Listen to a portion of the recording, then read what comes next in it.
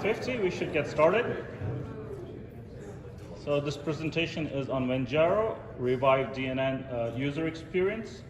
We got switched from Cayman, so if you intended to see the presentation on user groups, that's in the other room now. All right, so a little bit about myself. I'm Mandeep Singh, CEO and founder of mandeeps.com and Vanjaro. I've been a user in DNN community since 17 years, a commercial vendor 15 years. There's my email address if you want to reach me. Let's do a little bit of housekeeping before I get started. I have lots of content today that I want to run through in this very short presentation. So I'd really appreciate if you can save all the questions till the end. I promise I'll answer every single one of them. There's a pad on each, there's multiple pads on each table with pens. Please use them. Write your questions down because you may forget them by the end of the presentation. So please save your questions for the end. And if you see anything that you like, cheer and applause. Hey, do it anyways. How many of you here has seen the preview videos we put out for Ventjarra? Just by quick raise of hands, so I know what to cover how much. So about half of you. So for those who have no idea what my presentation is about, I'm going to play a little clip from one of the videos we have out there. Short clip, so you have some idea instead of me talking about it. That was a short clip from one of the videos that we posted as a preview. There are close to 40 videos out there on Vanjaro.com, so you can see what the product does. Obviously, I don't have that much time to go over all that, so I want to just give you a quick 4 or 5 minute clip. Let me start by talking about how did Ventjarra started, or why Ventjarra. So at this very conference last year in Denver, Colorado, 2019 DNN Summit, Andy, CEO of DNN Software, said on stage that he actually created a site recently, but he chose to use Squarespace instead of DNN because he found it to be easier to use and for overall user experience. So since then, we've been on a mission to bridge this UX gap between DNN and other modern site builders and CMSs. So what did we do? Well, we started looking at the leading site builders and CMSs out there. We looked at WordPress, we looked at Squarespace, we looked at Wix, we looked at Weebly, and a bunch of others. And not just these platforms, we started looking at the extensions people use with these platforms, what exactly are they using the tools to build. So after we'd done that, we came with our mission. And our mission was we need to build an enterprise level CMS and a DXP that is easier to use than Wix.com, Squarespace, or Weebly. So the concept started in DNN Summit last year. We had our requirements gathered by DNN Connect, June 2019. We started development on it in July 2019. And about 2-3 months later, in October 2019, we had our proof of concept done. That's when my team came back to me and said, look, we are able to do what you're asking for, but there's a problem. So they came up with a dilemma and they told me that the way DNN stands today, the architecture DNN uses, which is a page model with a bunch of modules in it, we can't deliver to you what you're asking, which is full control over the page, total customization, no compromises. So they asked me to compromise. They said, let's do something within the existing architecture model of DNN page. Let's try and improve that as much as we can. And I was like, that's great, but that doesn't solve the entire purpose why we started. So that was not an answer. So then my team came to me and says, let's create our own platform from scratch. They said we could do that, it's far less work than for us to try and put this into DNN Platform. And I said, no, that's not an option. And that's not an option because, as I mentioned when I started, we've been a commercial vendor for 15 years. And my livelihood and livelihood of almost 25 other employees that our companies have employed at one time or another has been because of DNN. And This idea started because we wanted to revive DNN, and this was our time to give back to community. So abandoning DNN was not a choice. So that option was not there. So the team came with another genius idea: let's fork it. So let's take DNN, let's break it, and let's move things around. I'm like, no, that defeats the total purpose. We're not forking DNN. That's not gonna happen. So ultimately, they had no choice but to build on DNN Platform as first-class citizen, like any other extension that we have in DNN Platform.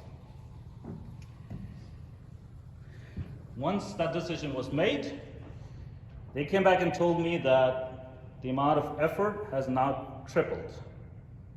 And I said, that's fine, but that's where we're going. So here was the focus after we decided that our focus remains on ease of use. We need to focus on that. It has to be super easy to use. It has to be mobile first, responsive, and not just mobile first and responsive. It needs to do everything that the sites today demand when it comes to mobile and responsive. Performance is a key feature, so that is absolutely necessary requirement. It's not an afterthought. I need everything built up to be super fast. Not only just to build the site, but the site speed itself, how fast the content gets loaded. Accessibility was extremely important. Over the last 3 years, we've got tons and tons of clients coming to us, making their sites accessible for WCAG 2.1 and so forth. So that was one more focus that we were absolutely critical we want to do. And then extensibility. Anything and everything we built was built on an open extensible architecture. There's nothing hard-coded. You don't like something, you can plug it out. Just get rid of a DLL, it disappears. Because every single component is an extension within Ventjarra. This focus right here is not the only focus points of Ventjarra, but this is what I'm going to talk about today. And the demos or my talk will be based on these 5 points. So ease of use. You've guys seen a video that quickly demonstrated what we can do with Ventjarra. So I'm going to now switch over to a demo.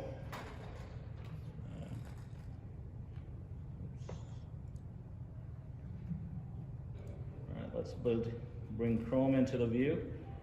And I have a DNN 9.5 site running with Ventjarra installed on it. And DNN 9.5 was released just 6 days ago, for those who are unaware. So the build is now available. And there it is.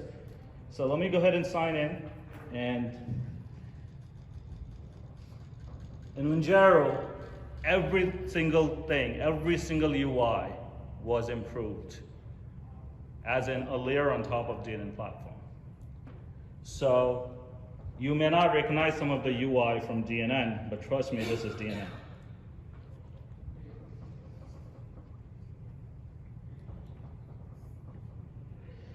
Correct.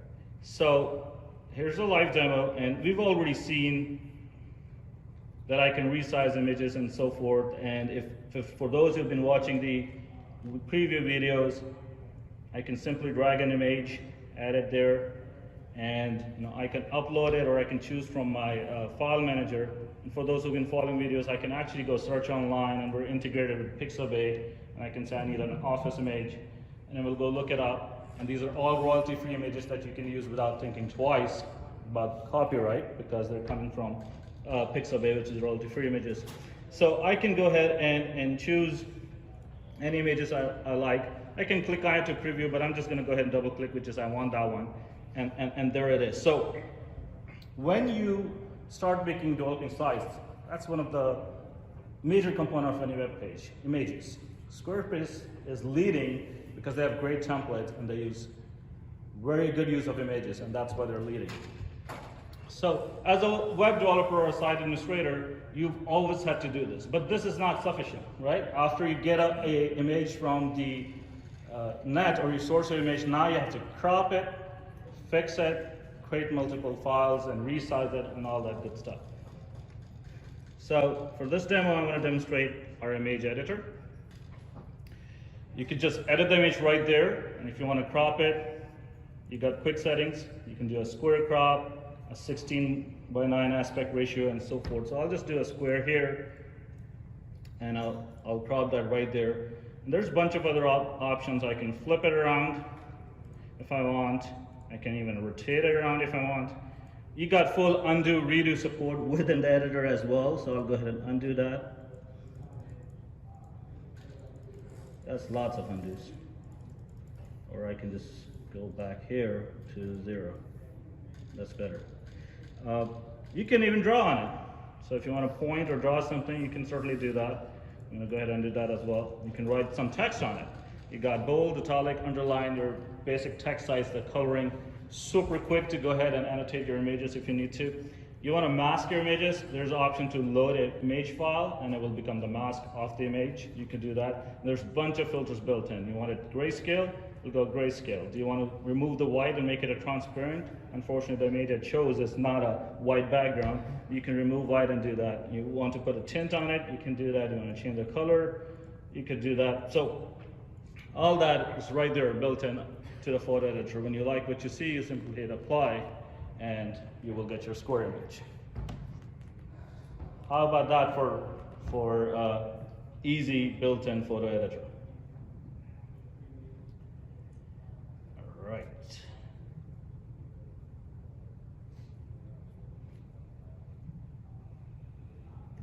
No applause? You guys don't like that? That was one of my housekeeping rules. You see something, you let me know. You like something, you let me know. All right, let's move on. Let's talk about the second focus item, which is performance. Now, performance is a feature. You got the best, greatest site out there, but it lags and it's slow. It's useless. Performance leads to increased conversion rates. That means more dollars. Performance leads to reduced bounce rates, and it improves your SEO. As a matter of fact, it's a very important ranking factor in your SEO. So, number one factor that's responsible for bringing your page speeds down is the images on your page. Unless you're using videos, which will kill even images, images can account for more than half of your page size. So how do we get around it? If you go to Google, Google says use next-gen formats. And that means that they say don't use PNGs, don't use JPEGs, use web.webp, I believe it's called. Because it is, I believe, 33% smaller in size than JPEG. So if you could just simply convert your images into a different format, you got a 33% boost into your page size. Well, it also says resize your images to scale. That's a given, right? If you're using 400 by 400, use 400 by 400 images. Don't have a high definition image in the back. Yeah, but it's not that simple. What about different devices, right? That 400 by 400 image is okay on one device, but it's not okay on a mobile, which is only 300 pixel wide. So now I have to create another image for mobile, which is 300 pixel wide, and I have to create another image for high definition, which is 1920, and for supersized desktops. It gets even complex. You got phones, iPhones, which are even 300 and 400 pixels wide, but the resolution is actually 800 pixels because it's retina image or different pixel densities. So how do you handle that? Because if you have a 400 pixel image running on an iPhone, it's going to look pixelated. Well, it just keeps getting messier and messier. Let's say I have a 400 pixel image, which is on the page, but once you go into mobile, it becomes fluid. It adjusts to the viewport. So sometimes it's 200 pixels, sometimes 300 pixels. God knows, this one looked like a problem that we just couldn't solve. And then Google tells us, hey, why don't you lazy load your images? Don't show them until they're needed. So we said, let's make it happen. I'm going to go back to this demo. I'm going to go ahead and change to the original image and just go ahead and publish this page. And I don't know if you guys saw that for a moment, a pop-up came saying optimizing images when you publish the page. And it was instantly quick. So what I'm going to do now is actually log out and look at the page. And let's look at the source code that it generated.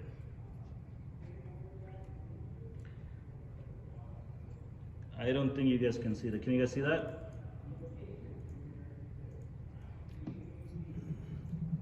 All right, let's go old school.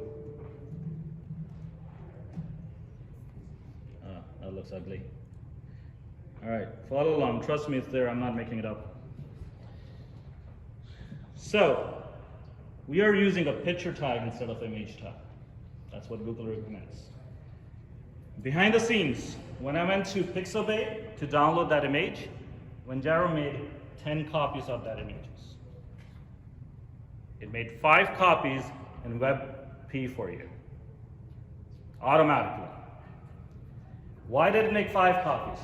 It made them in 5 different sizes for you. And it kept 5 copies in 5 different sizes in the original format the file came in. So one of the first things it did for you is set it up so if the device supports WebP, we will serve WebP. But I believe iOS doesn't support WebP, and almost every other major browser and device does. So that's a problem. So we had to make sure that there's a fallback. So if the device does not support WebP, it goes back to the original image. So that was problem number 1 solved, where we're using next-gen images. And we got a 33% boost in the performance in images alone just by doing that. Well, let's solve the second problem. The second problem was, if you have your images, resize them to scale.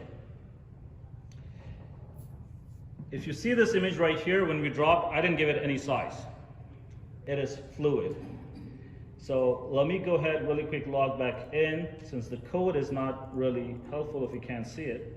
Instead, what I'll do is I'll switch here to our tablet mode, and you see it's fluid, so it auto adjusts. And if I go into my mobile mode, you will see that it auto adjusted again. Since I didn't give it a size, how do I go ahead and serve a correct size image? Well, one easy way is you generate the image dynamically at server side. We didn't want to get that around. We've been there before, we're not doing it. That is great for small projects, that is great for small sites, but you got 10,000 users on your site, that is a big resource hog. And that is one way someone can bring your site down just by denial of service, by hitting your APIs to keep generating images on the fly. We didn't want to do that. So that's why we created 5 copies ahead of time with different sizes. Storage is cheap, so that was much easier option. But how do we figure out which one to give to the user? So this one was complex. This one took some effort. Now, if you guys can see,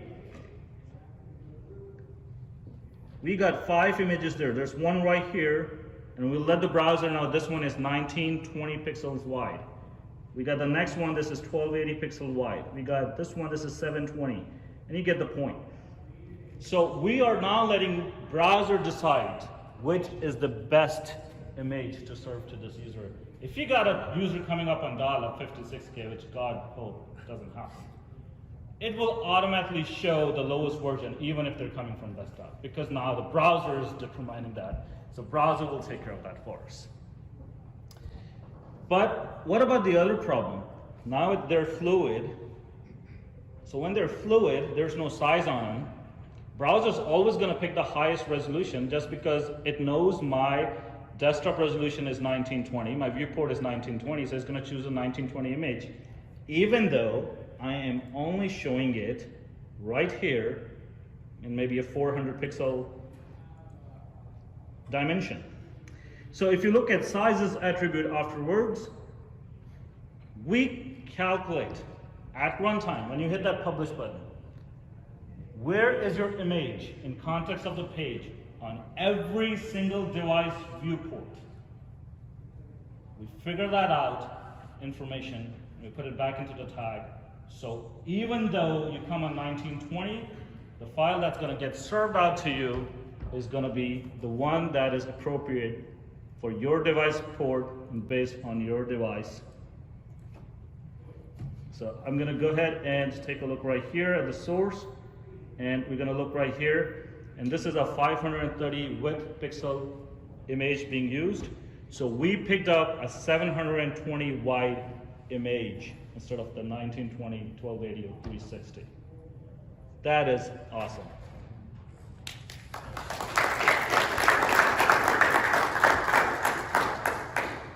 Now there's a much easier use case, and that is when you simply take your image and you resize it.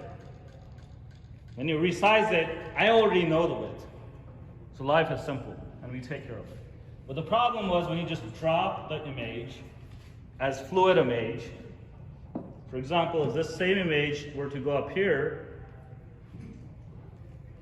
demo failure. It's supposed to go, and that was one of my housekeeping disclaimers I forgot. So this is a dual open version I'm running. There'll be a bunch of demo failures as we go on. I mean, I got the build earlier this morning. As I said, it's fresh out of O1, it's on DNN 9.5. But when you drag an image, it's fluid. So wherever you drag, it's going to take the width that it has. So that was the use case that was extremely hard for us to solve, and we did that. Now, can anybody tell? Well, I said no questions. When you see that optimizing images coming, we block it out. We put a curtain so you can't see your side. The reason we do that is behind the scenes, we actually have to move things around to see how it would look in tablet, how it would look with mobile. There's no way for us to compute that, so we've simulated, then figure out what would the right size be and store that. So again, pretty cool. So that is my demo for performance. Let's go ahead and take a look at some numbers. Did anybody see the preview video that we had on performance out? Okay, so the numbers were pretty good, but here's what we are today. Our performance went up to 97 out of 100 on an out-of-the-box Ventjarra installation page. The accessibility is at 99 now. There's a known issue there. By the time we get to beta, it will be 100. Best practices score is 100, SEO is 100, and this is for desktop. Let's look at mobile. It got a tad bit better. 98 out of 100, 99 accessibility, and 100 and 100. And this is what we aim when we get to a beta, to have a 98% performance and 100 across everything else. Pretty cool? Another applause, please. All right. How are we doing with time?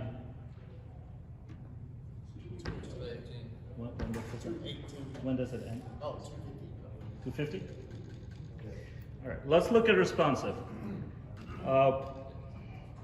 So we show, there was a preview video giving a demo that there's a device switcher, so you can quickly see what your site looks like in a tablet and mobile mode. That is great, but it'd be a pity if that's all we used it for. It would really be a pity if that's all we used it for. So let me go ahead and take a look at this section right here. I got some rows and columns. And if I go to tablet, they look a little funky because it's still 3 columns. If I go to mobile, it auto-adjusts and becomes 1 column. That looks pretty cool. So let's go ahead and see if I can fix this. So what I'm going to do is going to come here and say, let's make them 2 columns apart.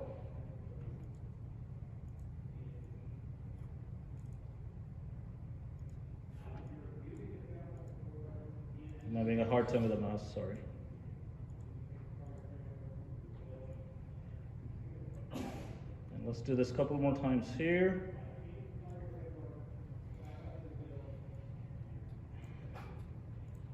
And now let's switch back to desktop. 3 across, tablet, 2 across, mobile, 1.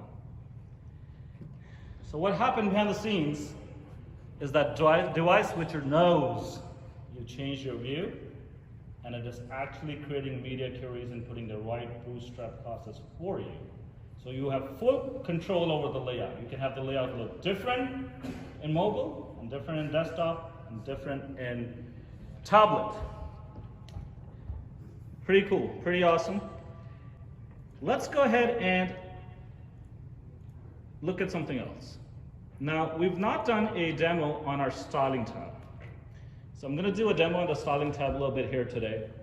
you have full control over styling of every single block and component. So here's the layout. I can go ahead and play with this margin. You can see the margins changing. I can go ahead and play with its padding. I have full control over every CSS property that you don't have to be a tech savvy or coder to use. So that's super cool. I mean, if I want to add a border, I simply add a border. There's some border width. I can change the color if I need to. I can get rid of these if I don't want to. There's the border radius going on. Let's make it square.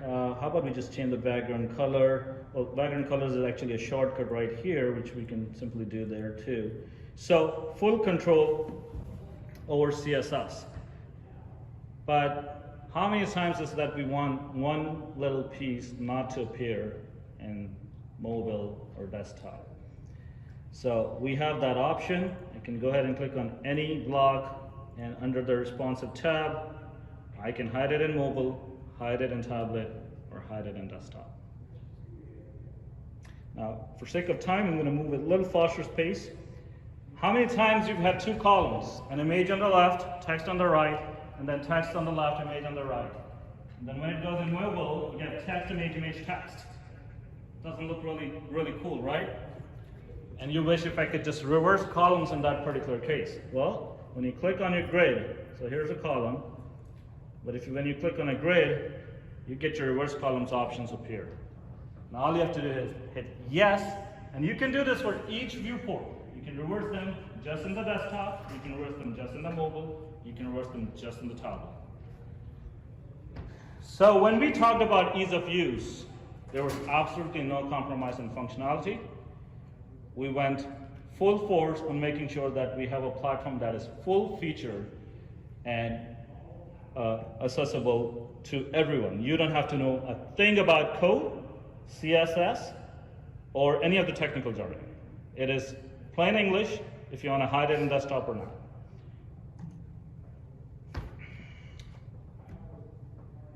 Let's look at accessibility. We looked at our score of accessibility, 99 out of 100. There's no issue that will work and we'll make it 100. When we did our preview videos in alpha, a lot of people were concerned, hey, you got this cool builder, but does it produces valid HTML and is it any good? Well, I just demonstrated with that image performance block that a real live developer cannot match the code this site builder will produce because it's producing it dynamically. Every time somebody moves that image somewhere else, it goes ahead and changes the code for best performance possible. So it's going to be absolutely hard to keep up if the real person was doing it. So not only does that, it makes sure that all the code it produces is clean, valid, and validated. So again, I'm going to probably skip through this demo since you guys can't see the code, unless I can make it bigger. Oh, there you go. That's better. So as you can see, the only thing that's there in the code is an ID and a bunch of classes. Other than that, it is clean code. And as I was saying earlier, if you're familiar with Bootstrap, you'll see that it's adding classes based on viewports. So super cool for that accessibility as well. All right, let's move on. Let's talk about extensibility. So everything, like I said, in Ventjarra is extensible. There's a site menu on the top. It has a bunch of different options, all extensible. There's blocks, you can create custom blocks, actually on the fly within the Ventjarra. And like I said, there's a bunch of videos already out there that covers all of that. You can have your regular apps, which are nothing but DNN modules. So all existing DNN modules work out of the box. There's no compatibility issue there. Any of the design blocks, and our design blocks are things like your login control and sign-out controls and stuff like that. Every single thing is extensible. We have what we call the notifications on the in the UX manager right here, and that is extensible. So you can have your app, your module, shoot out tasks to the end users or send messages. These messages are nothing but DNN messages right here. So that's extensible. We have a shortcut menu here to create a page quickly, user role, all that is extensible. Earlier I was saying you got your site menu here that where you have your site and pages and users and all this is extensible as well. So if you create an app, you have full control over where it's going to appear within that site menu. You can do a root level, you can do 10th nested level, really up to you. So you could have an e-commerce root level, and then you can go to my dashboard, and then you can go to my reporting. So you can build that menu exactly the way you want. So all that is custom extensible. Again, all the blocks are extensible. You can actually quickly create custom blocks, both local and global. And like I said, there's a bunch of videos covering these as well. There's a toolbar running here, and every little icon that you see is an extension. You don't like one, take it off. You want to build a new one, put it in. So everything is extensible. So for this next demo, what I want to talk about is, since we've been a commercial vendor for a very long time, and we understand DNN very well, and we've been a module developer initially, and then we started selling themes. And then when we started selling themes, then the customer said, hey, we need to customize our themes. So we came up with what we call style switcher in our theme, so you can use that and customize the look and feel. And then our customer says, hey, your modules don't match your themes. So then we started creating matching themes for our modules and started selling them. And then the customer started asking, hey, why can't we use the style switcher now to customize the modules? All right, so we're like, okay, we got to stop somewhere. But when we were building Vanjaro, we built it from ground up in terms of all these problems, then we wanted to address it. So in your theme, you have the ability to customize the theme. And what I'm showing here is a work in progress demo. We're doing under active development, and I'm just showing this for the concept purposes, by no means ready to use today. So if I go ahead and change the color, you'll see the menu color got changed. And if I go ahead and change the font size, you'll see the font size color change. So we have a theme builder concept, which basically is a similar concept as our style switcher and themes, if you're familiar. But the cool thing that we did in Vanjaro is we made it extensible. And we made it an open architecture. So anybody can go ahead and improve on it. So I can go ahead and go into my theme builder, and I can say, hey, let's go ahead and do something else. I'm going to go ahead and say I want to change my header length. So I just typed in a name, and I want to add a slider. And again, you're not going to see a slider, so it's just a prototype. Instead, we show a text box right now. And I'm going to say I want to change maybe the font size of my header length. So this is where it's really cool. Once I can find my demo notes. Let's bring that in. So this is if you're a front-end developer, you're going to really like the extensibility here.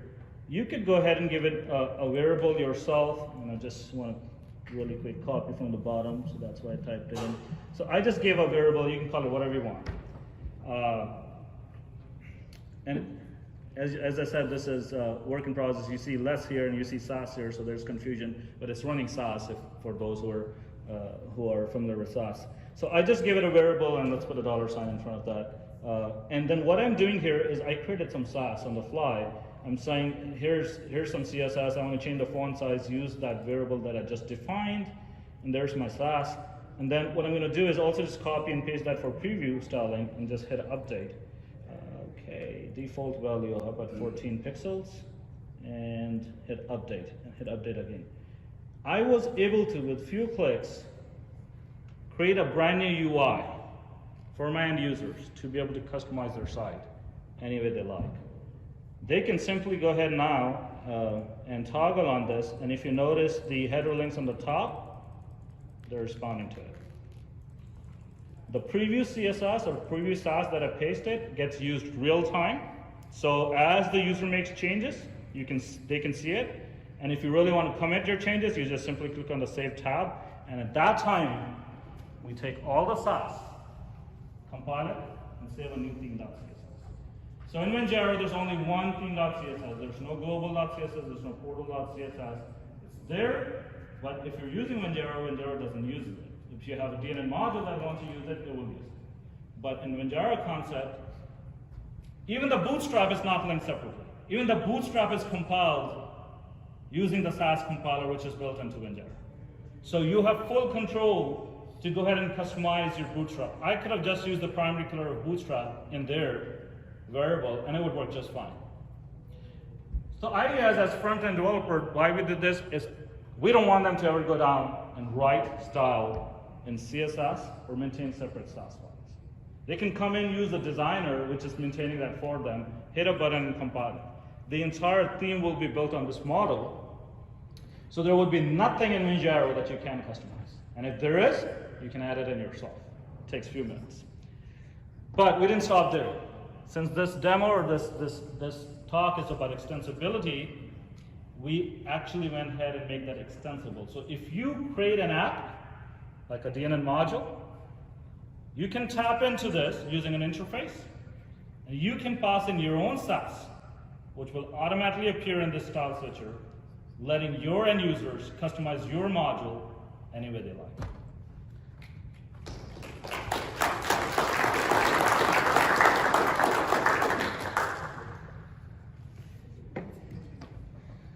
All right, so we've already had so many vendors reach out to us talking about this concept.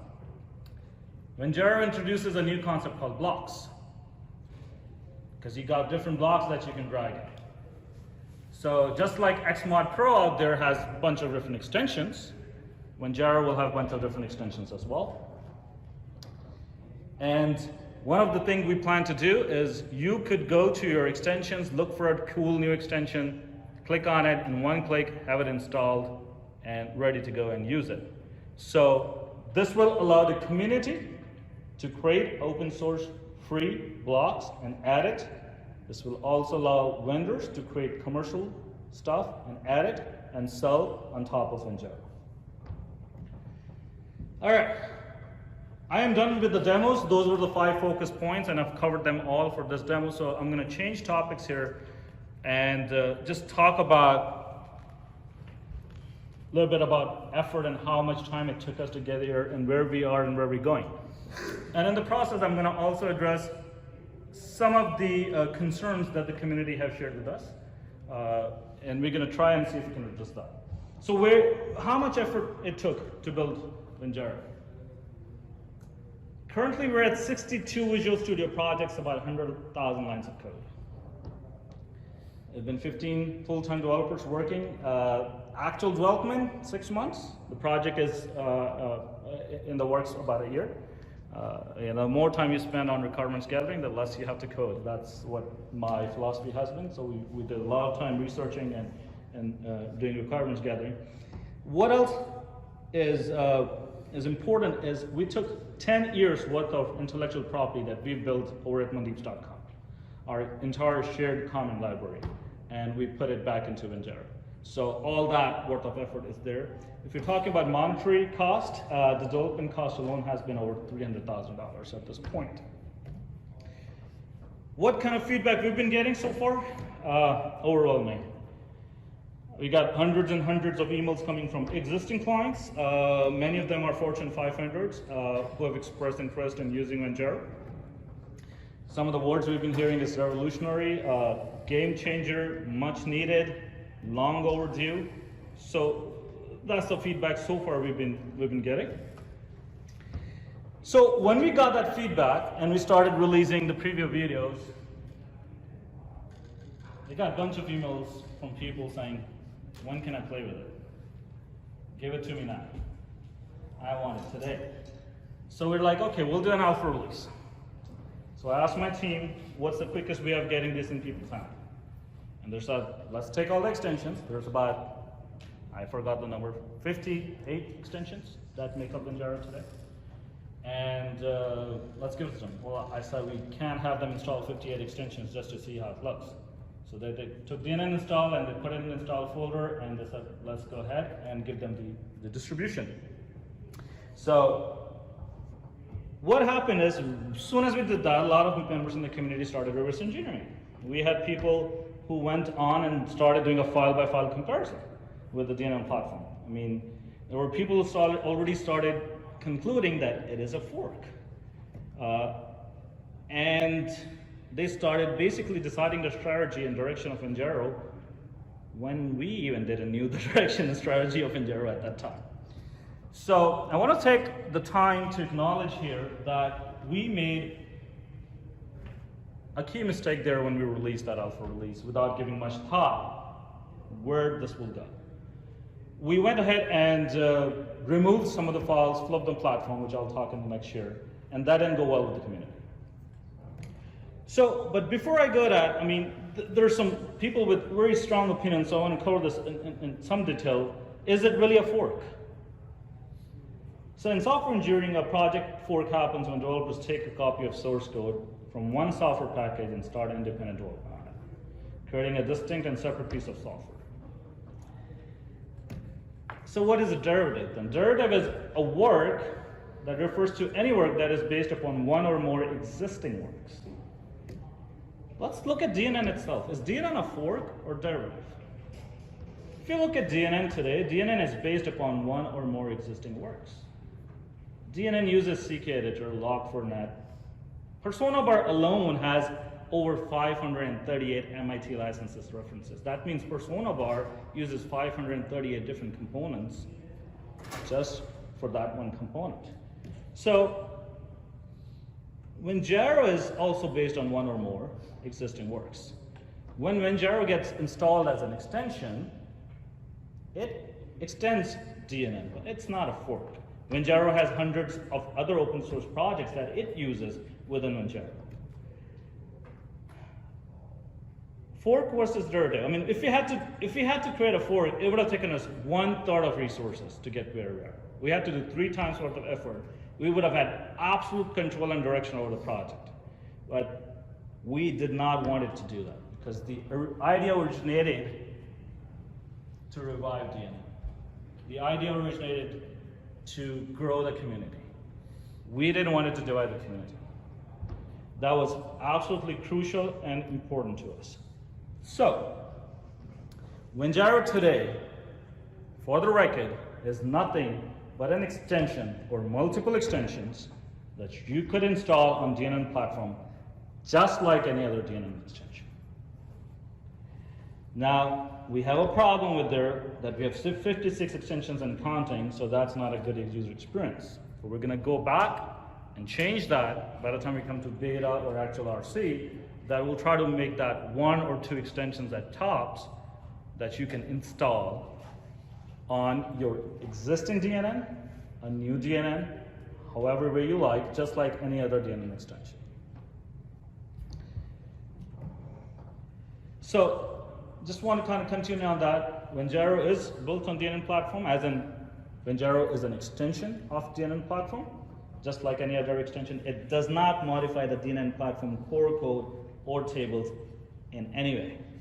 It does not maintain a fork. There's no separate code repository.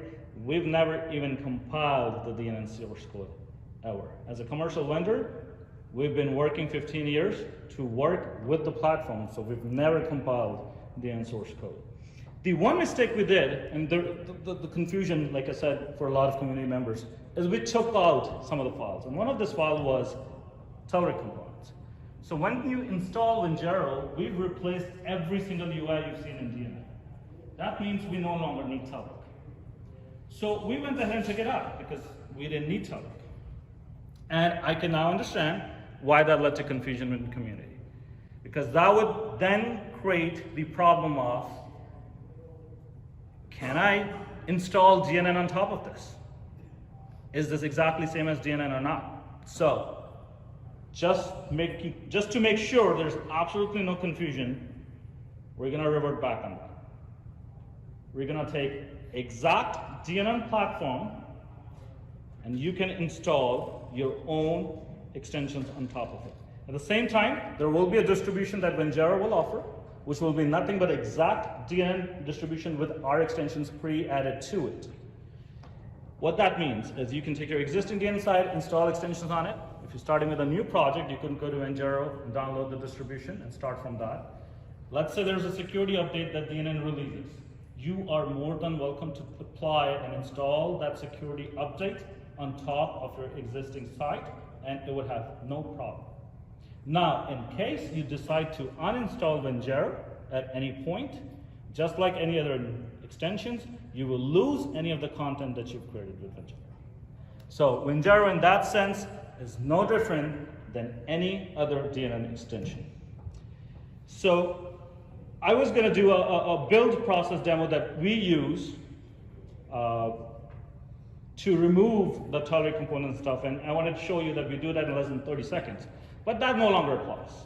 I was here earlier this morning and I listened to the community and their concerns, and we're going to make sure that we use a stock DNN installation that is exactly the same as if you've downloaded from DNN itself. So I'm going to go ahead and skip this demo, and we've already kind of covered this, but the bottom line is you could go ahead and if there's a security patch, you could go to Vanjaro and see if they have an updated build, if you've already released one.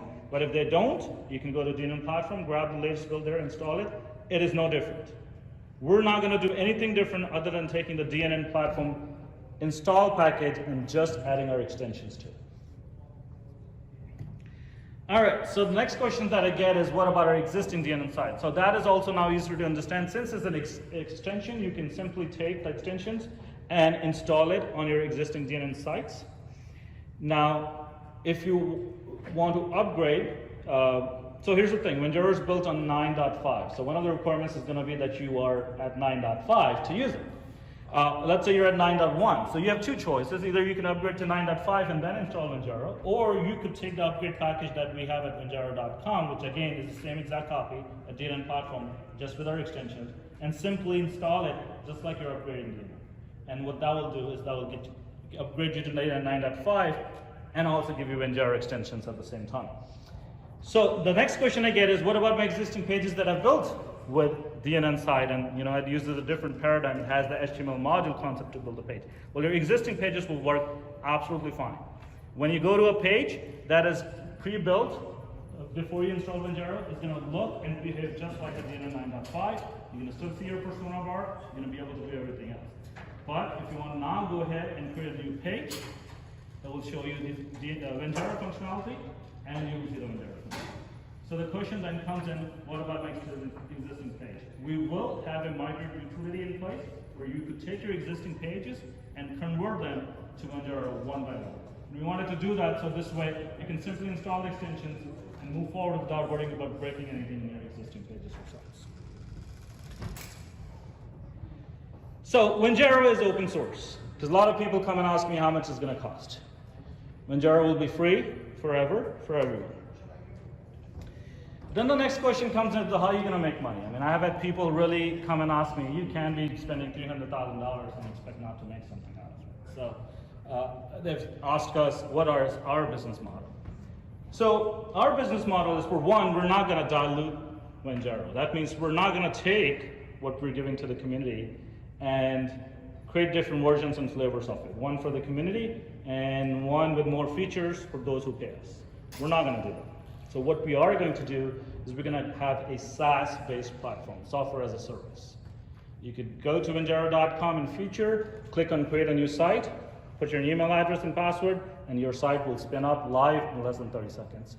You'll obviously pay a monthly or yearly fee for that subscription. So that is what we intend to do, and that's how we intend to generate revenue from this.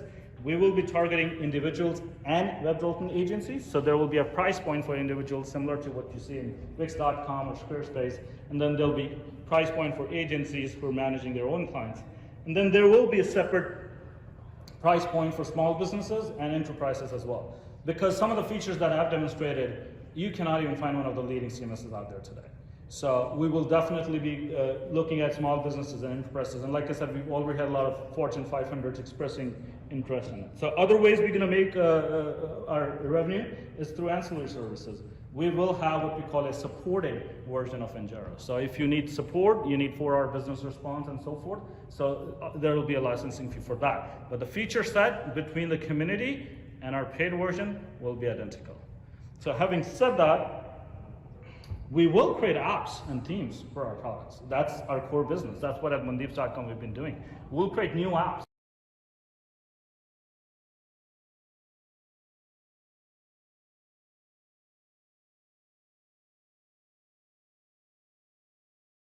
So we already have a lot of apps like e-commerce and help desk and all those apps that we sell for DNN Platform. But we're going to bring them for Ventjarra As in, the same app will work in Vanjaro, but we're going to actually change some UI around so it uses the site menu much nicely versus somebody has to actually go to the page to write a blog post. They can just simply click on one icon and write a new blog post. So we'll update our apps so we can go ahead and do that. As I've mentioned before, a lot of vendors and community can also contribute those apps. Another thing we want to do is, this is I think where there were some issues in the community and with Evoke, is the products that were available for Evoke were not available to Platform. So when we create an app, you could license that app individually and still use on the open source platform. It's not that you have to buy our license support to be able to use that app. And we're going to make sure that the same opportunity exists for everyone else, whether you are contributing open source apps or you are contributing commercial apps. All right, the road ahead. So everything I've demonstrated today with all the responsive and the performance and the image stuff, we'll have that in Alpha 2, early March 2020, most likely next week or within 10 days. The existing Alpha we had out will probably expire in a couple days. So we know that we will have a lot of response or feedback from users who would still want to play with it. We have had over 150 users who are working with Alpha 1 right now as of today, and about 3 to 5 add on a daily basis. So once that expires, they're going to want something else to play with. So Alpha 2 is going to come out on early March 2020 in about a week or 10 days. Towards the end of March 2020, we're going to have Alpha 3, and this is where that migrate functionality would be that I just talked about, that you could then try and installing these on your existing site and see that your existing pages will remain just the same way, but if you create a new one, it will be on Ventjarra. So you'll be able to jump back and forth. That feature is not there right now, but that's going to come in Alpha 3. In April 2020, we plan to have our beta out, and this is when we plan to push this project out to GitHub. It is an open source project. So another question I get a lot is, why is it not on GitHub now? And the reason is, if you've seen in my slides, is we took our 10 years worth of intellectual property from Mandeeps.com to put into Ventjarra.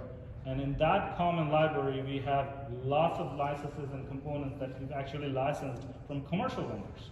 So we have to do a lot of refactoring and removing that stuff, making sure that the common library is nothing but open source components, and then push it out to GitHub. So we got some housekeeping and cleaning to do there, and that's why it's not on GitHub right now, but it will be in April, and that's when we're going to announce a beta. Sometime in May, we'll plan to have an RC and official release summer of 2020. Now we can talk about questions, and I'll answer any question you have, and you can talk about anything and everything. And it's an open call for all DNN MVPs that if you have any ideas, suggestions, any concerns, let's sit down and talk. We're doing this together as a community. We're doing this for a community. So we want to make sure everyone can be part of it and benefit from it.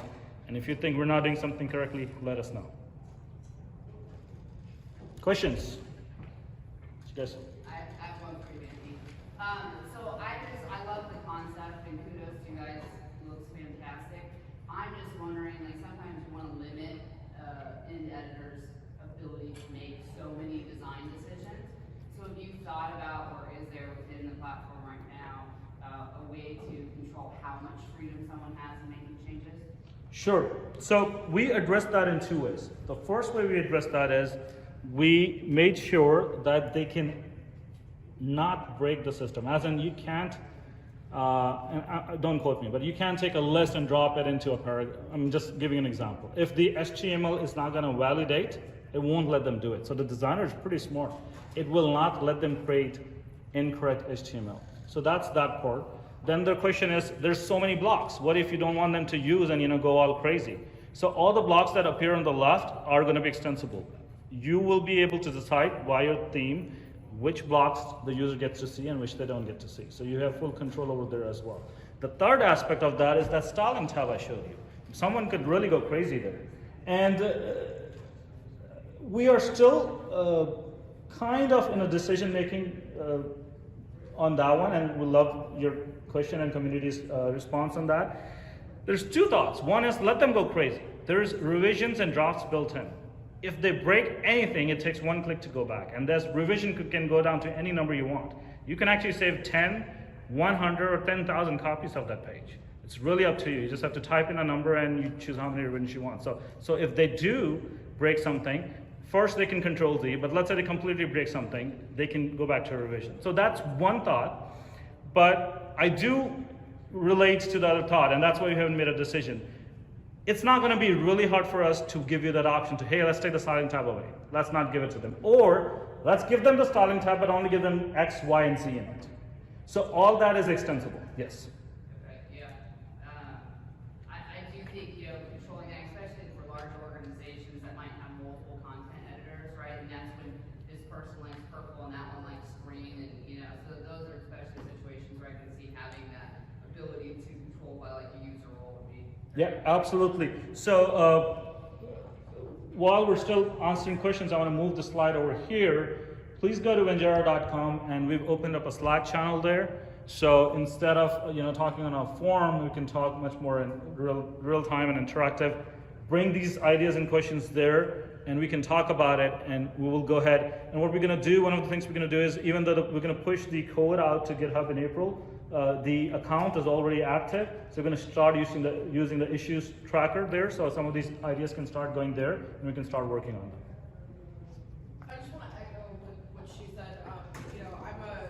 I'm the product manager for DNN version that supports 800 government websites, and we have big chunks that like all 300 Air Force sites have to look the same. I don't care what your role or permission is. You can't, I need to be able to control how much flexibility I give you. Sure. I can't, my customers won't let us use something that has that much flexibility because there are strict brand standards that have to be. Sure. So if we look at DNN today, the only input into DNN is the CK editor. So if I want to really create content, I'm talking textual content, I have to go through CK editor. And our idea was to not use CK editor, instead we created those blocks so you can actually build HTML in a more visual way.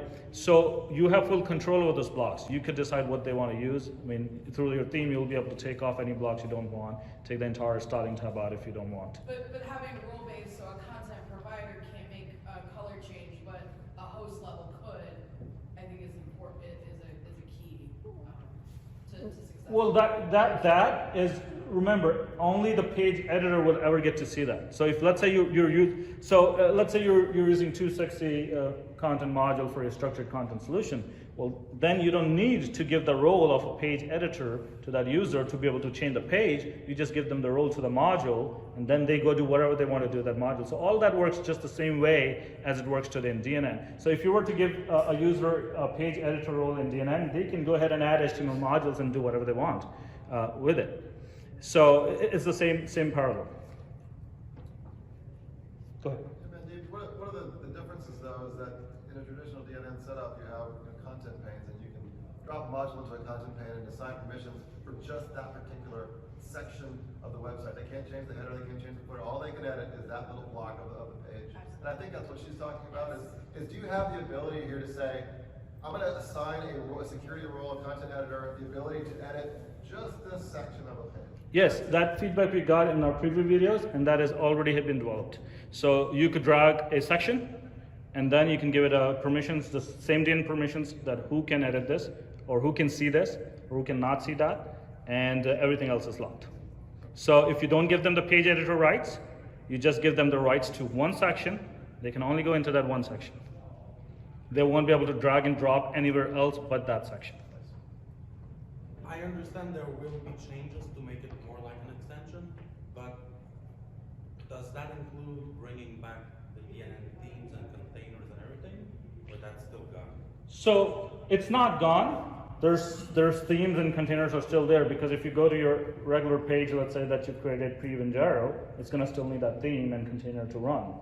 But Vanjaro has absolutely no use for skins and containers, because all that container layout is right there in the blocks. You drag a grid control and build it yourself. Can the very nice editor you have, it's awesome. Can this be put in a container instead of rewriting the whole page? Can And this if put not, it in a why? container? You are creating a whole page with your editor. Yes. No, we don't want to go that. That is a paradigm that DNN is on, and that's not the paradigm we want to be that build at a container level. So that is the foremost purpose that we wanted to solve, is I want, for those who want, full ability to control my page, not build it by section. Even though if you want to, like I said, with permissions, you can do that, but that is not the paradigm we're going to do that. Let's only do this in container. So one page could be a Vanjaro page and another page a DNN page. Absolutely. With the old standard, but your editor would not work inside of a container. Inside of I don't understand the question. Our editor would not work in As a replacement to the HTML editor. You put it in a container. No. And you can edit this. No. No. No. So to answer your question, you cannot use Ventjarra on your own theme. There's no concept of a theme or container within Ventjarra because all that has been replaced by Ventjarra. You have full control over your designing and styling, so there's no need for themes. There will be themes, and there will be themes for open source and commercials, but they're just going to be to speed up your work in terms of a lot of templates that you can reuse. There'll be Vanjaro themes. Correct. Specific. Correct. Same thing for the extensibility, for the styles. Those apps will be Vanjaro apps. Well, you could create a regular DNN module, and it'll show up in the blocks. If you're in Vanjaro. Yes. So that same module would not work in DNN. The same module you built today in DNN would work in DNN and Ventjarra without a problem. How about the interface for the styles? That would not compile without Vanjaro. Well, absolutely. So if you want to use Ventjarra and you want to use the theme builder that comes with Ventjarra, then you're going to have to create a version that's specific for Ventjarra. Yes. Yeah, absolutely. Absolutely. I mean, it's like saying, hey, I'm building an Xmod Pro extension, but I want that extension to work for Lifeforms too. That's not going to happen. Right? Xmod Pro has extensions that plug into Xmod Pro. I don't want to interrupt, but we are on for time. So Yeah. if I could encourage you guys to wrap, because we have snacks out here, and so I don't want people to miss out on those. But Sure. I would Anybody just else? have plenty more questions and maybe take the advantage of the snacks and ask Mandeep directly. So I'm sure there's tons more questions. Yes. We have one more here, please. Go ahead.